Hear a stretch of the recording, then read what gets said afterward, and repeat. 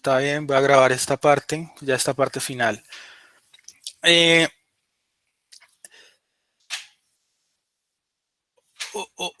¿Quién preguntó por acá? Ok, listo. La macroeconomía. Entonces, otro elemento importante de estudio de la macroeconomía, de los indicadores. Bueno, entonces ya hasta aquí vemos el Producto Interno Bruto y todos unos conceptos asociados a él. Y que eso hace parte del tema de las cuentas nacionales. Y hasta este elemento, pues hemos visto los elementos básicos de lo que es el tema de la producción nacional, el PIB, el valor agregado, también le llaman, ¿sí? Eh, Ahora, otro de los elementos fundamentales que se va a encargar del análisis de la macroeconomía, pues es el factor fundamental en el proceso de producción. Es uno de los factores fundamentales, pero a la vez, fuera de ser un elemento del factor fundamental dentro del proceso de producción, que es el trabajo, pues también la mayoría de la gente de una nación, de un estado, pues hace parte de la fuerza laboral, ¿sí? Eh, entonces, pues de parte y parte, tanto porque es un factor productivo, pero como también hacen parte de las personas que firmaron un contrato social para poder vivir en sociedad y garantizar que exista un Estado como tal, pues por un elemento importante por ambos lados, debe preocupar el estudio en la macroeconomía a la población trabajadora. Entonces, y uno de esos elementos importantes, pues es la tasa de desempleo, ¿sí? Entonces, en macroeconomía hay una primera aproximación para tratar de entender la clasificación de la población en términos laborales. Entonces, la clasificación, acá tenemos unos datos de Neiva de 2017, ¿cierto? Pero entonces resulta que hay un primer conjunto que se llama la población total, PT. Esa población total se subdivide o se subclasifica en dos conjuntos que se llama la población en edad de trabajar, la PET, ¿cierto? Y cuál es el criterio para establecer qué es población en edad de trabajar. Pues los mayores de 12 años, para el caso de Colombia, son los mayores de 12 años en las áreas urbanas y los mayores de 10 años en las áreas rurales, ¿sí?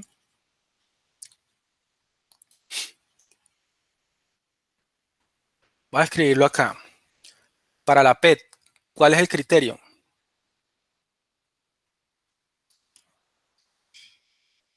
Mayores de, perdón,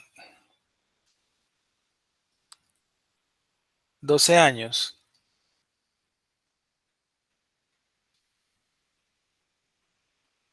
en áreas urbanas, mayores de 10 años en áreas rurales, ¿sí? Eso es para la PET. Y el resto es población que no está en edad de trabajar. Raro es que el DANE no ponga cuota superior. En países como Argentina, la PET hay una cuota inferior que serían los mayores de 14, allá son mayores de 14 años, y la cuota superior es los mayores hasta los mayores de 65 años. Hasta ahí quedaría la población en edad de trabajar. Aquí en Colombia solo hay cuota inferior. ¿Por qué? Porque yo creería que es por el pésimo cobertura del sistema pensional. Tiene muchos viejitos, abuelos o personas de la tercera edad trabajando y buscando trabajo. Entonces, por eso no hay cuota superior. Esta población en edad de trabajar, entonces, se clasifica en la población económicamente activa, PEA, se llama la PEA, que es de las personas que están en edad de trabajar y quieren trabajar, están en disposición o están buscando trabajo. Y aquí está la población económicamente inactiva, que es la población que está en edad de trabajar, tiene alguna limitante para ello, o, digamos, está desahuciada de buscar trabajo, ¿sí? Aquí en la población económicamente activa se clasifican los estudiantes, las amas de casa, los pensionados, los que están jubilados, personas con discapacidad, eh, y las personas que han estado buscando trabajo durante mucho tiempo, pero no han conseguido trabajo. Entonces también están ahí la población económicamente inactiva. Y finalmente, la PEA se divide entre ocupados y desocupados, ¿sí? Entonces, a la clasificación del mercado laboral. Aquí tenemos para calcular la tasa de desempleo, está que pongamos L, que es la población activa. L es una variable que vamos a utilizar después, que vamos a simbolizar como el factor de producción que simboliza la mano de obra. Aquí también está población económicamente activa. L es igual a empleados más desempleados. N más U. U de un employment y N, no sé qué es el... Bueno, aquí no sé, pero sí que U es de un employment, entonces desempleado en inglés, entonces, bueno, listo. Y la tasa de desempleo se calcula de los desempleados en el numerador, el número de desempleados sobre la población económicamente activa. Esos dos datos, con eso saco la tasa de desempleo. Bueno, y la pregunta aquí es entonces, ¿por qué preocupa tanto la tasa de desempleo a los economistas? Y acá tenemos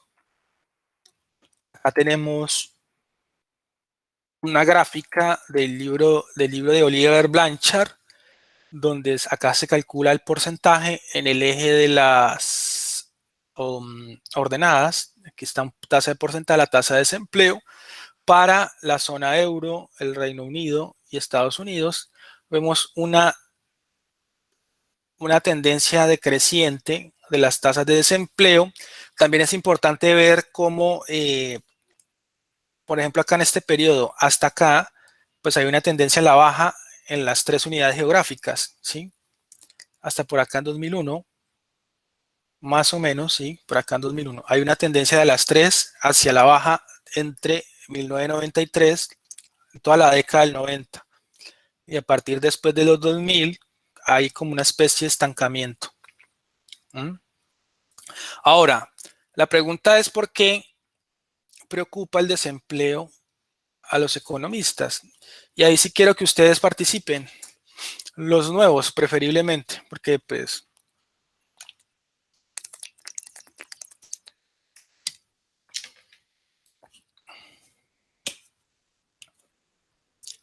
las otras personas pues ya me habían escuchado en los análisis en el semestre anterior.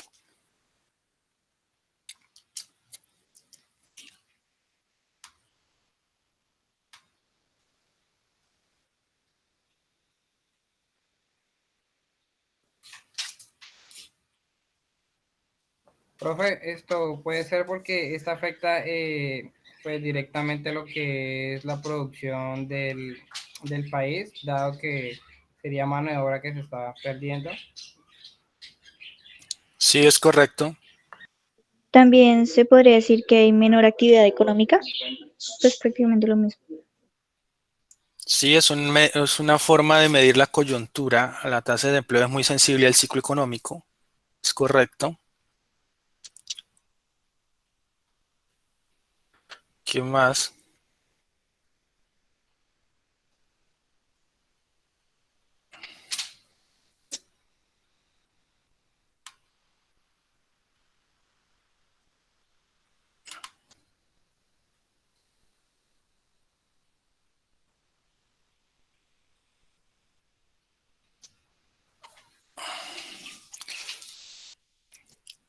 Listo. Entonces, ¿por qué les preocupa tanto? ¿Por qué les preocupa tanto? Porque es un objeto de estudio de los economistas.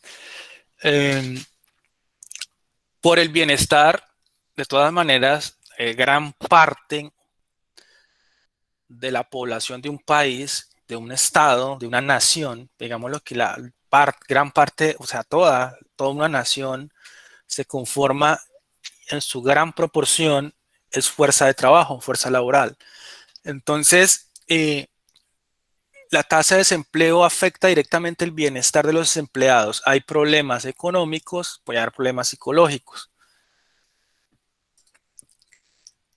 Noten que cuando ustedes ven el dato nada más, y en este momento yo creo que lo están viviendo ustedes, uno ve el dato que sale ahí el gomelo del DANE, inclusive vino con sus zapatos sucios al departamento. Nuestros queridos periodistas y medios de comunicación, en un destello de genialidad, decidieron fijarse en sus zapatos como símbolo de humildad. Y lo que el tipo era venía a decirnos, se centraron en sus zapatos, pero no se centraron en lo que era evidente e importante, ¿sí? Era lo que venía a decir el diagnóstico del departamento, que éramos uno de los más ineficientes manejando la pandemia, tanto en Neiva como en el Pitalito, y todo el tema social que nos está afectando por el tema de la recesión.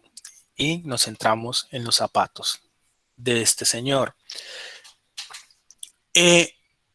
Y a pesar de que eso que nos muestra las cifras, y hay unas cifras ahí, hay como unos saltos importantes, dependiendo de la gráfica, saltos o depresiones, y eso dicen los datos, y los datos fríos, pero ustedes se van a la realidad y eso se está sintiendo en el entorno. ¿Cómo es que a partir de unos datos cuantitativos hay una realidad también cualitativa que ustedes se están enfrentando en estos momentos en la realidad? ¿Sí? Por ejemplo, tengo algunos amigos comerciantes y dicen, no, es que la situación está pesada, la situación está dura, no se ve gente en el centro, y comienzan a percibir esa realidad, ¿sí?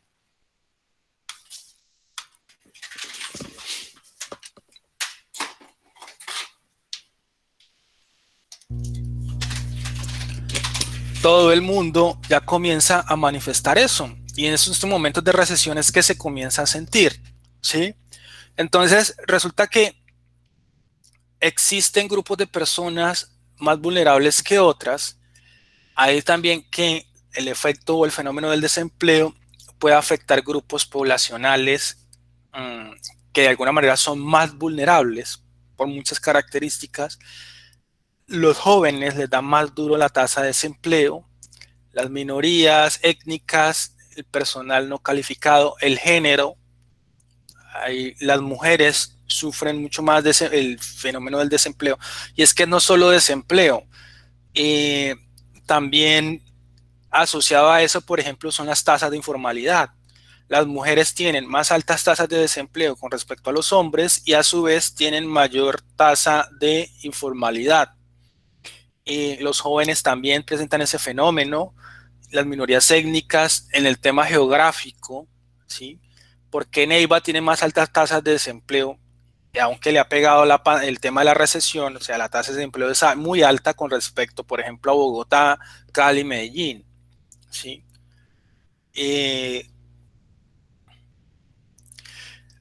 Lo que ha dicho Valentina, el desempleo es una señal de la que la economía no está, bueno, por un lado no está utilizando eficientemente alguno de sus recursos, pero a la vez es una señal de que la economía no va bien, ¿sí? Que está entrando una etapa recesiva del ciclo económico. Entonces, es un indicador de coyuntura, también de coyuntura económico, de clima económico se llama eso. ¿Qué tan frío, qué tan caliente está la economía?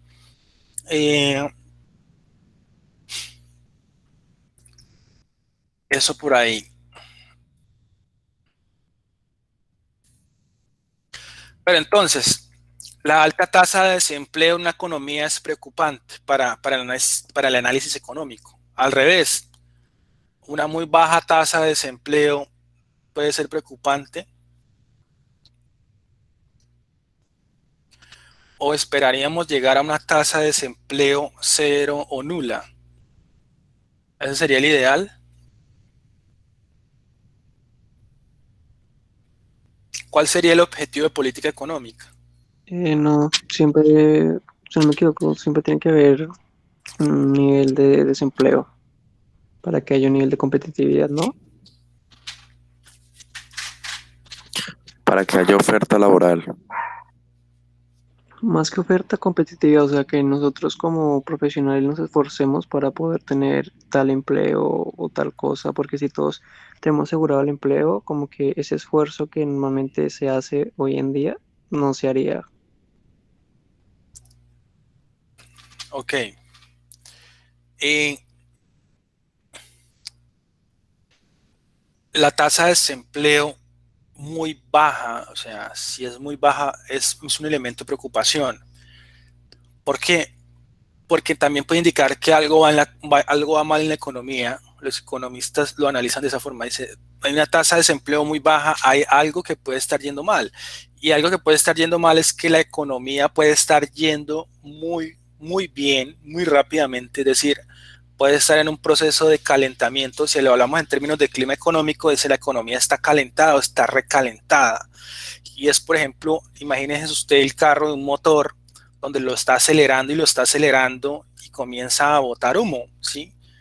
Ese es como ustedes cuando ven en esas competiciones de autos de alta competición, ¿sí? Competitividad, que en esos carros le están metiendo todo a lo que den y en algún momento el carro el motor se quema, estalla, explota, bota humo, se quema. Exactamente puede pasar eso en la economía. Las economías cuando van muy rápido, están muy calientes, puede que en algún momento estallen. Eso es lo que se llama las denominadas burbujas. Entonces, eso es una señal a los economistas. Cuando hay unas muy bajas tasas de desempleo, quiere decir que la economía está creciendo y está yendo muy rápido. Y eso también puede ser preocupante, porque ahí surge el tema de lo que ellos llaman, se llama en economía las burbujas económicas, ¿sí? Hay unos fenómenos de expansión, que en cualquier momento pueden ser insostenibles si no están respaldados por un tema de producción, puede ser elemento de producción, entonces pueden ser burbujas que en algún momento estallen, como ocurrió con el fenómeno inmobiliario de Estados Unidos en 2008.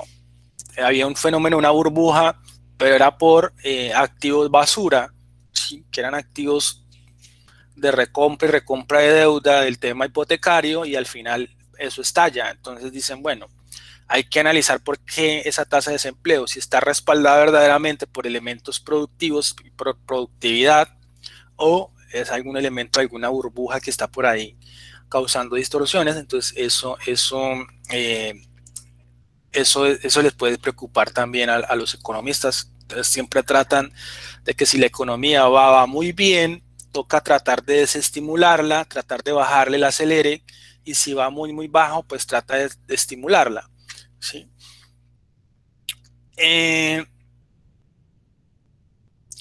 Hay un ejemplo para entender este tema del desempleo y por qué tiene que haber una tasa de desempleo necesariamente. No necesariamente tiene que haber una tasa de desempleo cero.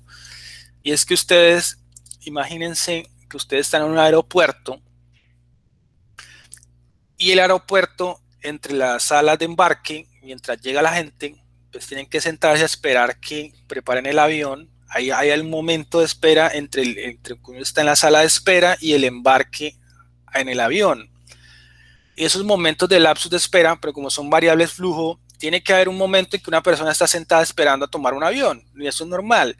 Entonces es como el tema de que tiene que haber una tasa de desempleo, mientras gente que pierde el empleo decide cambiarse y va de un empleo a otro, pues hay un lapso de tiempo, ¿sí?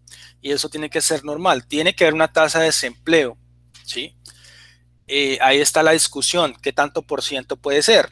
Inclusive se habla de un concepto que a otras carreras no les gusta y no les suena muy bien porque lo toman a mal y les parece que eso es del neoliberalismo y del imperio. Programas como los politólogos, los sociólogos y otras ramas les parece feo el término, entre otros muchos términos que nos critican a nosotros o que les van a criticar a ustedes, es por ejemplo que hay una tasa natural de desempleo, ¿sí?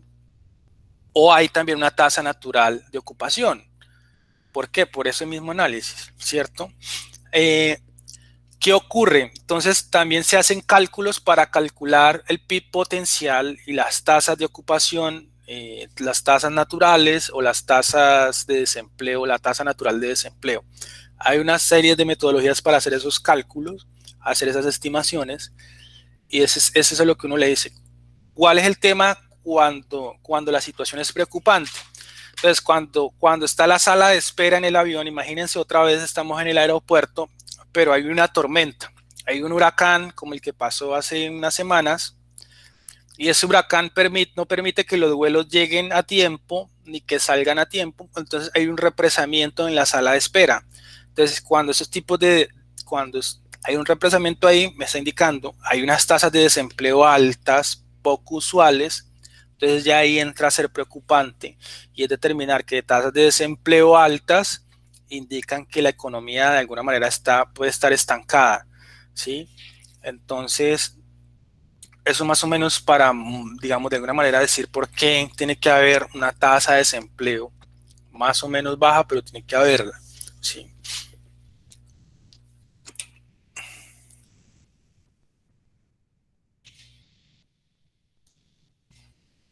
El otro elemento importante en economía, la inflación, es la continua subida del nivel general de precios en la economía, ¿sí?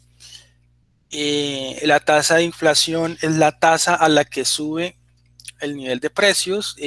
Hay un elemento asociado a esto que es la deflación, muy poco usual en las economías occidentales, pero es un descenso continuo en el nivel de precios. Pero esto es muy poco usual, este fenómeno de deflación. El más común es la inflación, ¿sí? Resulta que de las dos medidas asociadas que vimos, que era el PIB nominal y el PIB real, esas dos medidas están asociadas. Es que una está medida a precios corrientes y la otra se toma un año base y se mide con respecto a ese año, es decir, a precios constantes. Pero de hacer un cociente de esas dos medidas, hay un elemento que se llama el deflactor implícito del PIB. ¿Cómo lo calculo? Pues de hacer el cociente entre el PIB nominal y el PIB real, puedo calcular ese PIB, ese deflactor implícito. Aquí simboliza como P mayúscula sub T, P en el periodo T. Ese es el deflactor implícito, ¿cierto? Es de hacer ese cociente. Ese es el deflactor. El deflactor, ¿qué es? El deflactor es un número índice, ¿sí? Si yo tomo esto en el año base, este cociente, por ejemplo, yo tomo el PIB nominal, digamos, del 2000, este es el nominal, y tomo el PIB real, pero como el año base está en el 2000 también, el deflactor del PIB en ese año pues va a ser 100, ¿sí? Eso va a ser. Resulta que eso va a estar medido más o menos en esas magnitudes, 100, 110 o 99, 98, se va a mover por ese rango, ¿sí? Entonces, este número 100 es lo que se denomina el número índice, es un número índice. Y es un número índice porque no me dice nada. Así como está en esos términos absolutos, en términos de 100, no me dice nada. Por ejemplo, si yo tengo un deflactor del PIB, por acá, en 2000, de 100, y en el 2001 fue de 110, pues ahí no puedo decir nada. ¿Qué puedo decir con 2000 con respecto a 2001 si los miro así, de 100 a 110? ¿Sí? Entonces, esos son los números índices. Los números índices no me dicen nada. El tema es que uno tiene que sacar, ¿cierto? Aquí es el número índice. El nivel no importa, importa es la tasa de variación. Entonces, yo puedo sacar tasas de variación. ¿Y qué habíamos dicho? Si en 2001, que es el P actual que tengo, el más reciente, es 110, menos el anterior que era 2000, que habíamos dicho que era 100, sobre el anterior, pues uno va a tener aquí que la tasa de variación va a ser del 10%, ¿sí? Eso es lo que quiero saber, la tasa de variación de esos números índices. Una de las ventajas de definir el nivel de precios como el deflactor del PIB se halla en que implica la existencia de una sencilla relación entre el PIB nominal y el PIB real y el deflactor del PIB. Por lo cual tenemos, bueno, entonces si yo tomo el PIB real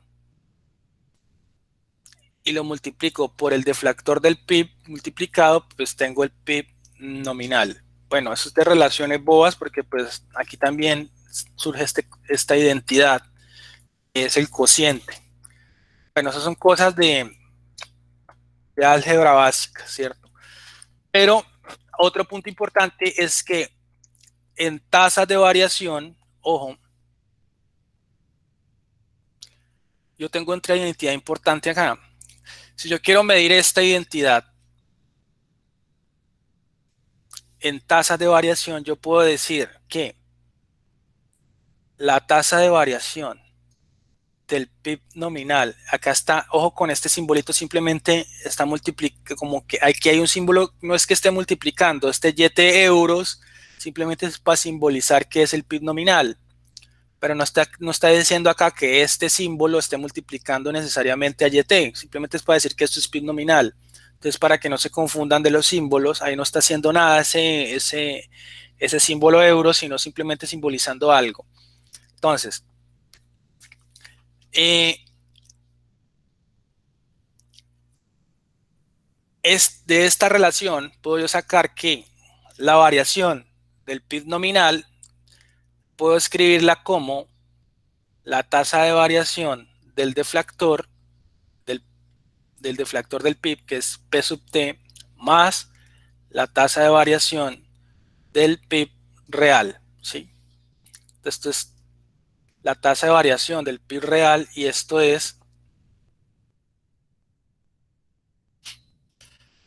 sería la variación del deflactor del PIB, como ya he dicho que es número índice, eso sería la inflación y la inflación se simboliza como phi, ¿sí? O pongámoslo acá para que no, esta tasa de variación es la inflación, ¿sí? Entonces, tengo dos cosas. La variación del PIB nominal se descompone en la variación del PIB real y la variación en los precios, que esta variación en los precios, pongo aquí, esta variación en precios es la inflación, ¿sí? Y eso es exactamente lo que hace el PIB real, que es quitarle esto y me quedo con esto. Esta variación del PIB real es la variación, por eso se llama real, porque es la variación de la producción exacta en bienes y servicios. Es una aproximación a la variación, a la parte real de la economía. Es cuánto fue el cambio o el valor agregado en producción de bienes y servicios. No quiero quitar siempre el tema de los precios, de la variación o los cambios en los precios, ¿sí? Que es lo que trae implícito el PIB nominal, ¿sí? Esto es lo que me está diciendo acá este párrafo. Acá este párrafo acá. ¿Sí? ¿Alguien tiene alguna pregunta hasta acá o es sencillo?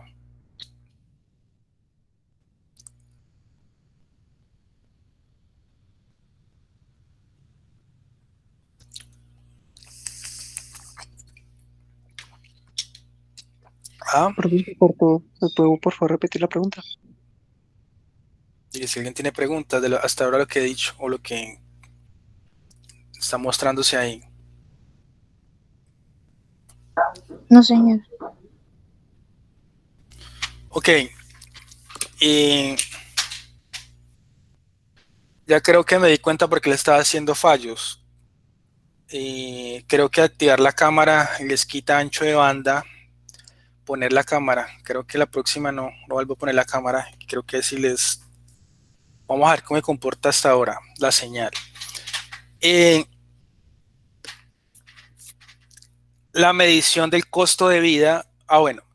Asociado a eso, un concepto asociado al deflactor del PIB es otra cosa que se llama el índice de precios al consumidor, el IPC, ¿sí? Entonces,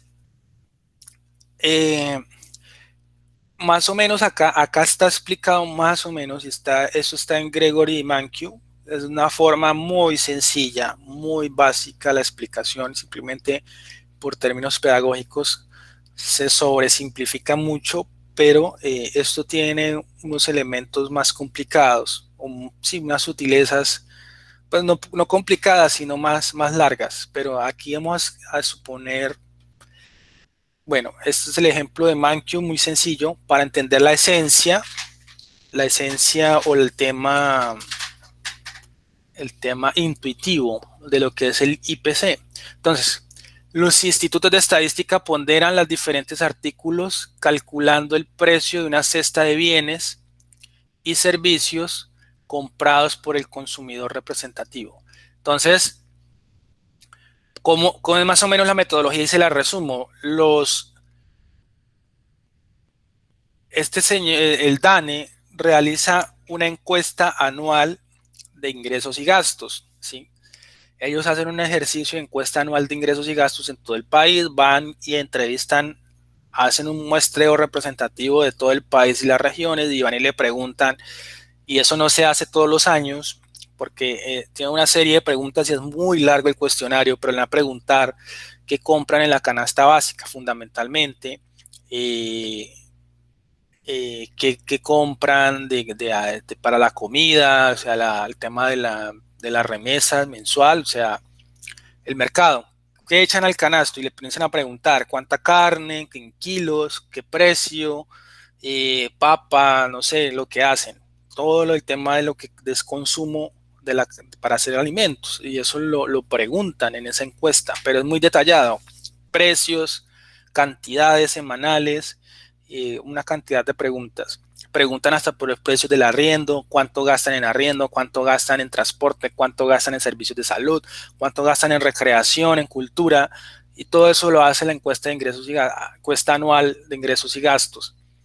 Y a partir de ahí es que hacen una serie de metodologías para calcular la cesta o la canasta representativa de consumo. Por lo general, en su gran parte preocupa mucho el tema de los alimentos, ¿sí?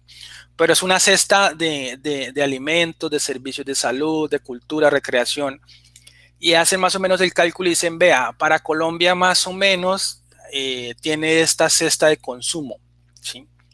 Consume tanto de carne, tanto de leche, huevos, etcétera, etcétera.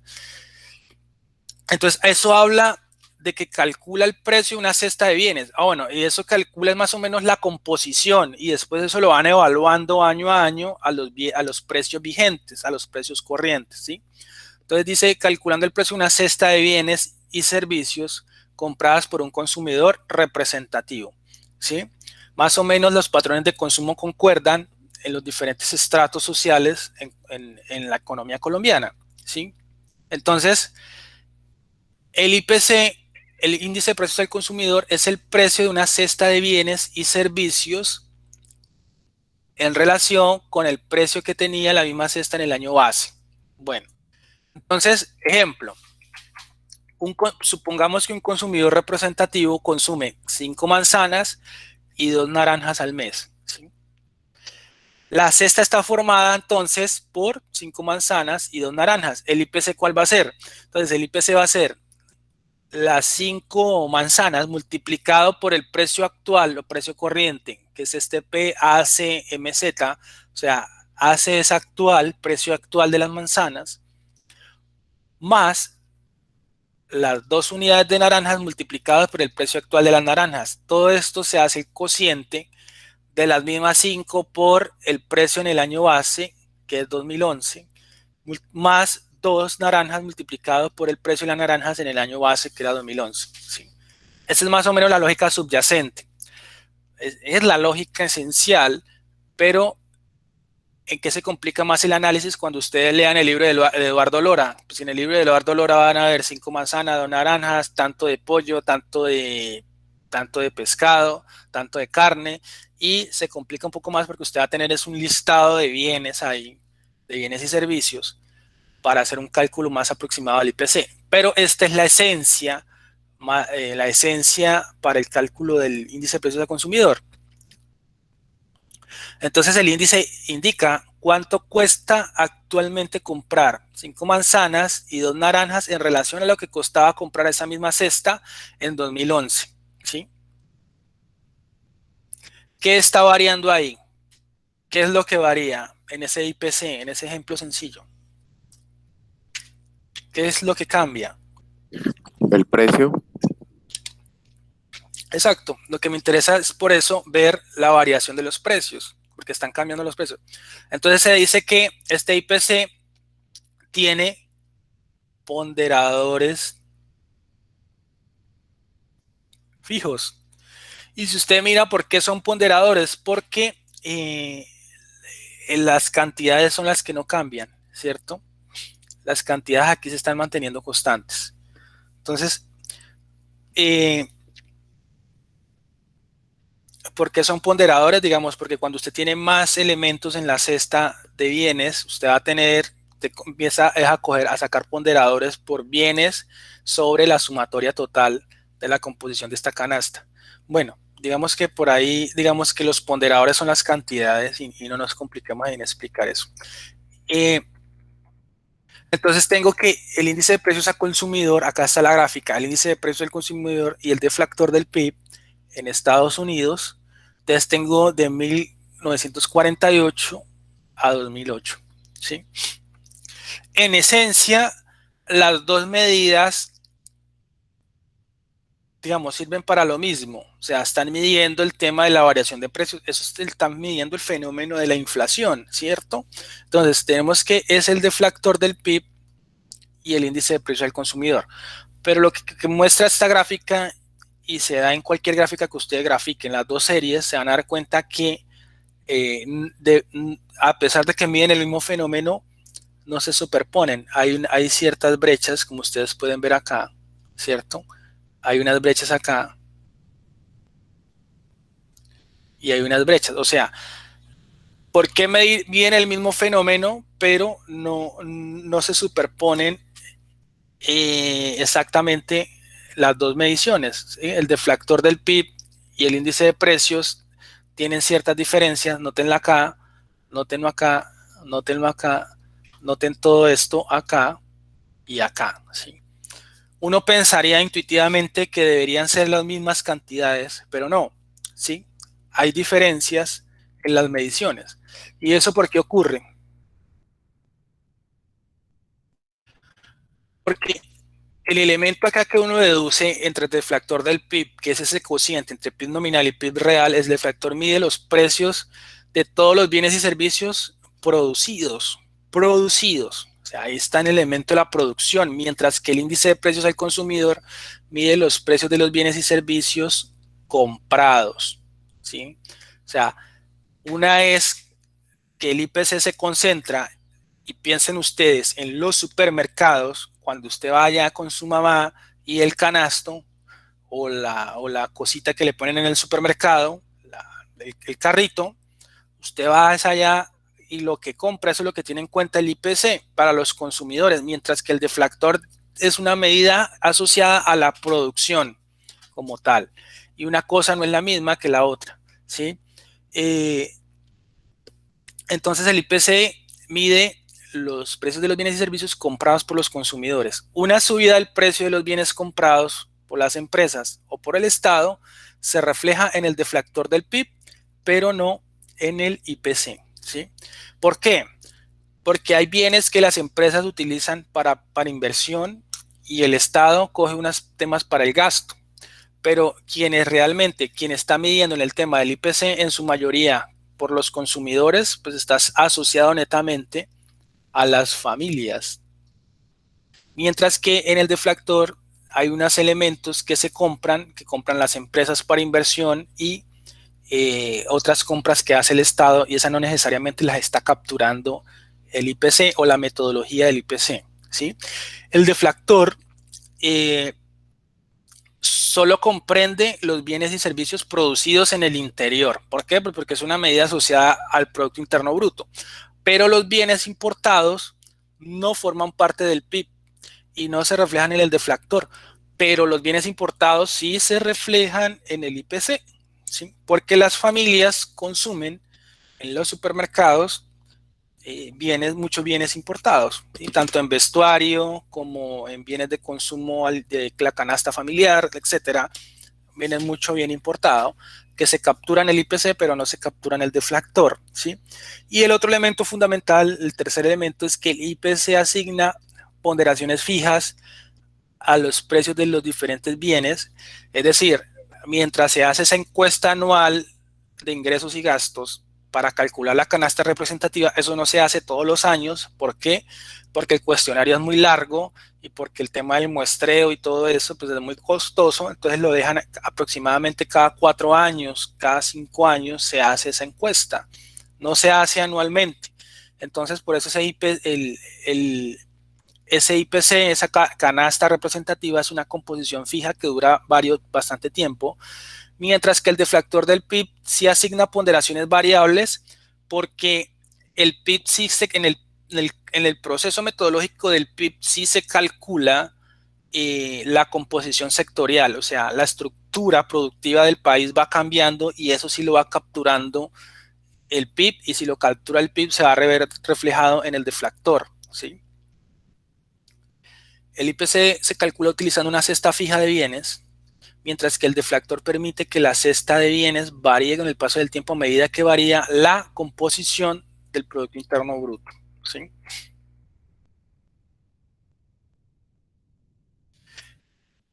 El IPC y el deflactor del PIB, diferencias, bueno, ya habíamos dicho esto, las diferencias. Ok, unos conceptos asociados. El índice de precios que tiene una cesta fija de bienes se le denomina índice de las prices, y los que tienen una cesta variable, índices passage. Busquen estos términos. Hoy en YouTube, en Internet encuentran que estén esos tipos de índices. Hay mucha información sobre eso. Ahora el tema es la inflación. ¿Por qué preocupa tanto a los economistas? Vuelve la pregunta. ¿Por qué preocupa el fenómeno de la inflación?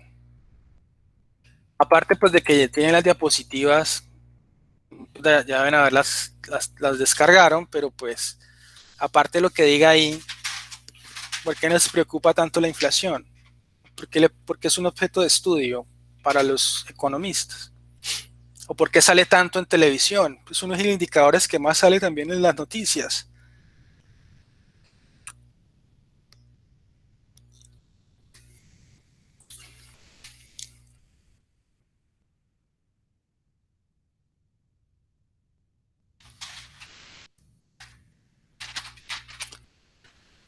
Entonces,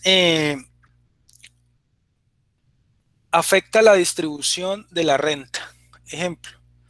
Entonces, ustedes entienden que hay contratos en que se pactan de alguna manera fijos por algún elemento de tiempo. Antes, por ejemplo, acá en Colombia, la legislación laboral planteaba que los contratos laborales podían ser mínimo a 1 año.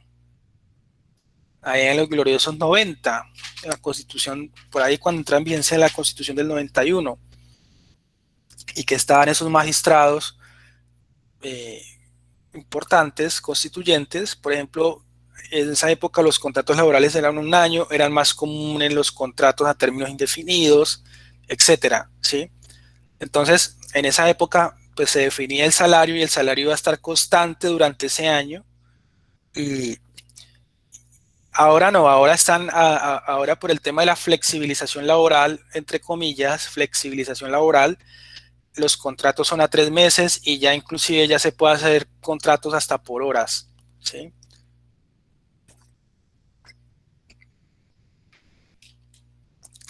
Pero entonces en esa época y en la mayoría de empresas estatales se define así: los contratos o el salario se pacta a 1 año.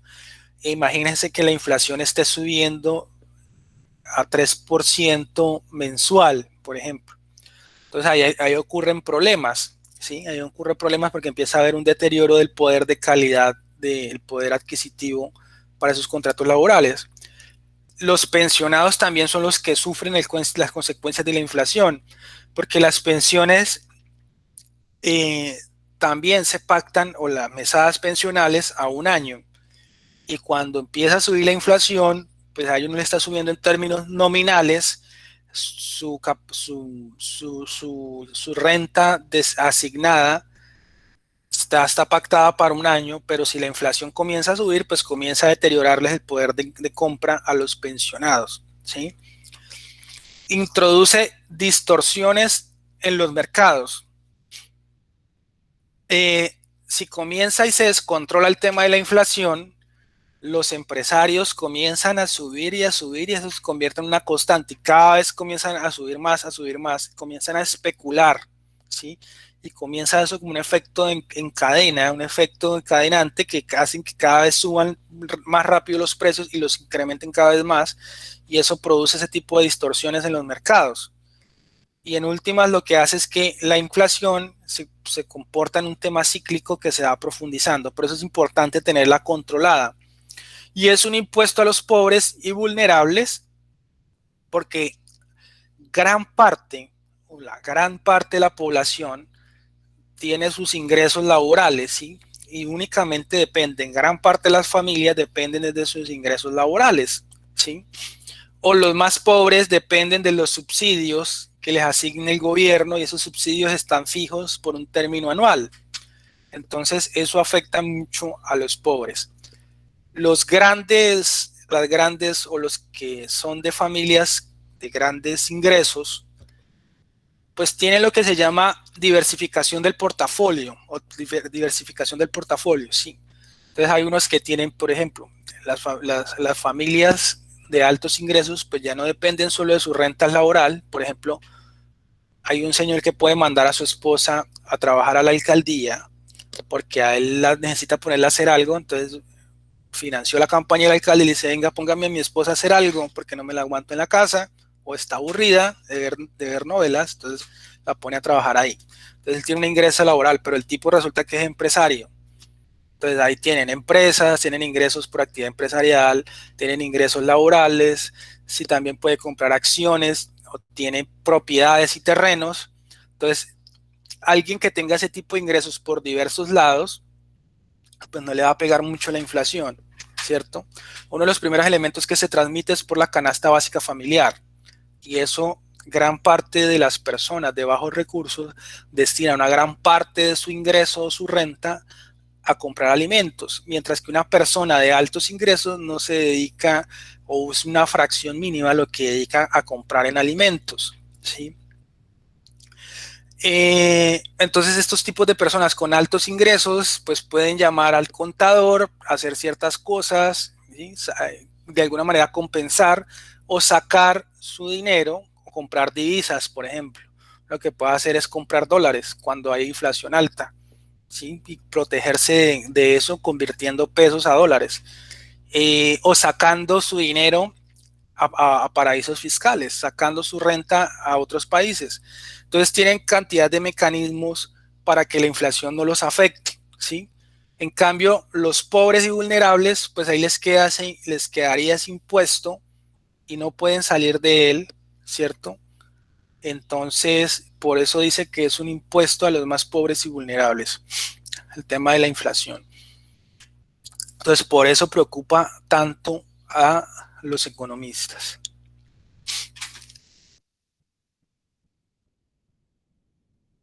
Miren, esto es cuando aquí yo grafiqué la variación del IPC, del índice de precios a consumidor, y como el DANE lo calcula ahora para las ciudades, para las 24 principales ciudades, y el IPC a nivel nacional, entonces yo lo calculo mensualmente y calculo la variación. Esa es la variación del IPC desde enero de 2013 a enero de 2018, ¿cierto? Y aquí uno observa entre 2014, finales, entonces todo lo que fue 2014, mírenlo acá, comienza la tendencia ascendente, ¿cierto?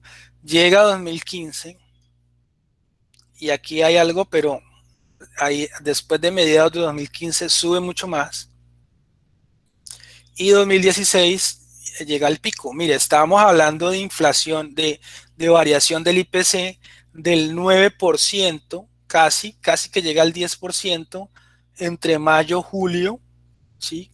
Variaciones del 9%, ¿m? Mensual. ¿Eso por qué ocurrió? ¿Por qué ocurrió esos fenómenos inflacionarios?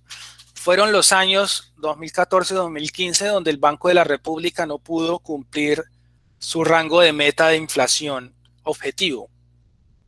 ¿Por qué ocurrió eso?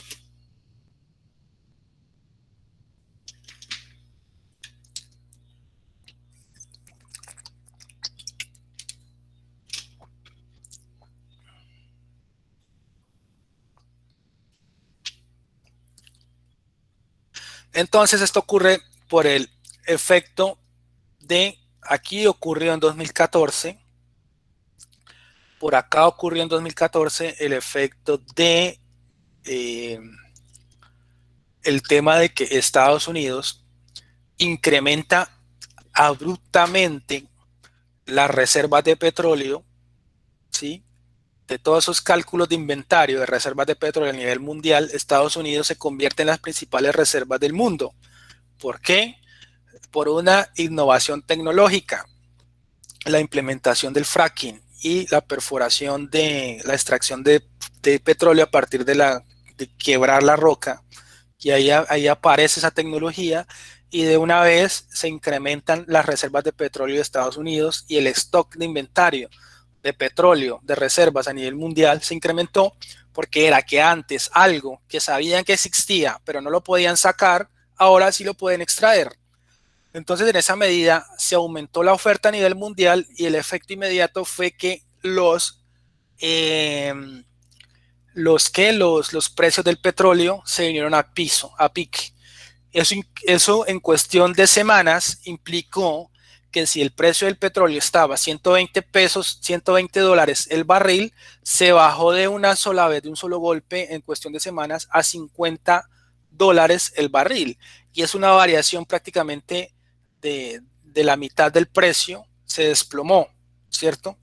Y comienza ese efecto en cadena a bajar y llegó hasta los 30 dólares el barril, ¿sí? De ahí para ahí eso causó un efecto de una vez en la tasa representativa del mercado, que fue incrementar, disparó el precio del dólar, ¿sí? De ahí disparó y desde ahí tenemos precio del dólar a 3.000. Si el dólar estaba a 2.400, el dólar se aumentó casi que a 3.000 y de ahí para arriba, de un solo golpe, ¿sí? Y desde ahí tenemos dólar a 3.000 pesos y ahí estamos hoy a 3.600 pesos, ¿sí? ¿Eso qué significa? Que si traíamos papas fritas, Frito-Lay, a determinado precio, pues así mismo van a ser más costosas porque las importamos. Y como importamos todo, desde camisa, tenis, pantalones, correas, importamos frijol, granos, maíz, casi todo lo importamos, pues imagínense pagar por cada dólar de 2.400 a 3.000, pues ahí está el efecto que le estoy mostrando en la gráfica.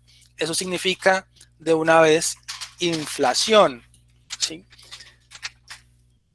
¿Qué más tenemos por elementos importados? Pues todos los insumos agroquímicos, ¿sí? Entonces, abonos, fertilizantes, herbicidas, fungicidas, la maquinaria del sector agrícola, todo eso es importado. Para las manufacturas, todos los insumos básicos de manufactura, todo eso es importado. Entonces, todo eso hace que todos los precios importados que consumimos suban y eso de una vez causa este efecto inflacionario que le pegó muy duro a nosotros en la economía, nos pegó. Se sintió duro en 2015 y se sintió duro en 2016, ¿sí? ¿Qué significa eso? Eso lo sintieron sus papás, sus papitos lo sintieron porque sus papás eran las que van al supermercado y a donde venden frutas y verduras, van allá y van a comprar y sienten que comenzaron a subir los precios entre 2015 y 2016. Cada vez que iban, suben los precios. Eso significa que cada vez más, si con 100.000 compraban cierta cantidad, con esos 100.000 en los siguientes meses cada vez compraban menos, ¿sí? Entonces, por aquí las familias pues comenzaron a sentirse muy mal, por acá y por acá, ¿sí? Comenzaron a sentirse mal, cada vez les alcanzaba menos el dinero, cada vez les alcanzaba menos su ingreso laboral, entonces tenían que empezar a tomar decisiones, ¿cierto? Y yo creo que no sé si se acuerden, pero 2015 y 2016 pues fueron años difíciles para el tema económico. No sé si ustedes se acuerdan, pero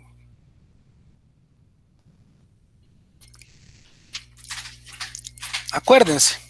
Entonces, una de las estrategias que tiene que hacer las familias, dado que no les está alcanzando el salario, y eso es muy preocupante para familias que están dentro del salario mínimo, por ahí en el rango, pues dice que cada vez les alcanza menos, entonces ya tienen que dejar de comprar carnecita. Si les alcanzaba para la carne, pues tenían que dejar de comprar carne y comprar de pronto pollo, más pollo, o comprar huevos, ¿sí? Y los que les alcanzaba para comprar el flan de huevos, pues ahora les toca dejar de comprar y comer solo arroz y frijoles. Pero si se siguen colgando en este tema y sigue subiendo, porque van a subir otros precios, comienzan a subir que las tarifas de servicios públicos, comienza todo a hacerse más caro, comienzan a especular, entonces cada vez está siendo más difícil la situación. Las familias en el agregado comienzan a tomar decisiones, y una de esas decisiones importantes es que comienzan a enviar a sus hijos a trabajar o a que les ayuden, ¿sí?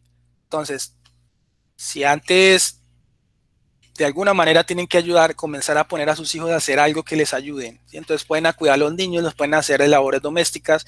Si la mamá no estaba trabajando, ahora le toca irse a la mamá a trabajar y dejar a los niños encargados en la casa, ¿sí?